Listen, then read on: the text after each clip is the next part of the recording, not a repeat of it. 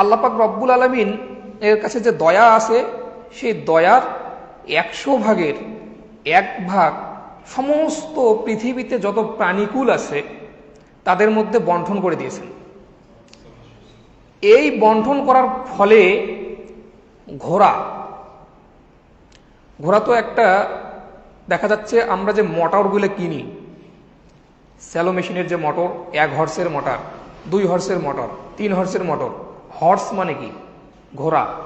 ঘোড়ার যে শক্তি, সেই শক্তিটাকে 1 হর্স বলা হচ্ছে 786 জুল খুব সম্ভবত।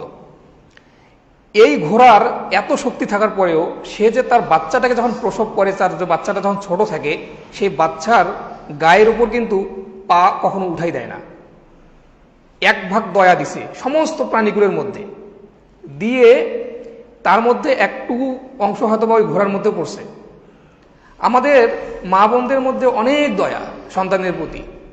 সন্তান তার সঙ্গে ঝগড়া করছে, কথা বলে না, একটু বখাটে টাইপ হয়ে গেছে, কিন্তু কখনো দেখবেন না সেই মায়ের কাছে তার সন্তান খারাপ। সব সময় তার সন্তানের প্রশংসা সবসময় করে বেড়াবে।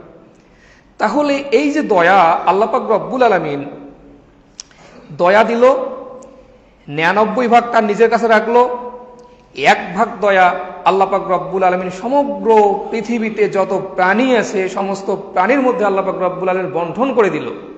দেওয়ার পরে এত শক্তিশালী একটা প্রাণী ঘোড়া, সেই ঘোড়া তার বাচ্চার উপরে কখনো পা তুলে দেয় না। পা তুলে দিলেই সে শেষ। মায়ের মধ্যে এত দয়া আল্লাহ পাক রব্বুল আলামিন দিয়েছেন যে সন্তান বখাটে হয়ে গেছে, মদখোর হয়ে গেছে, জুয়া খেলে, পিটায়, তারপরেও সেই কথাগুলো কখনো মা তার এই ব্যাপারগুলো কখনো বাইরে প্রকাশ করে না। এত দয়া।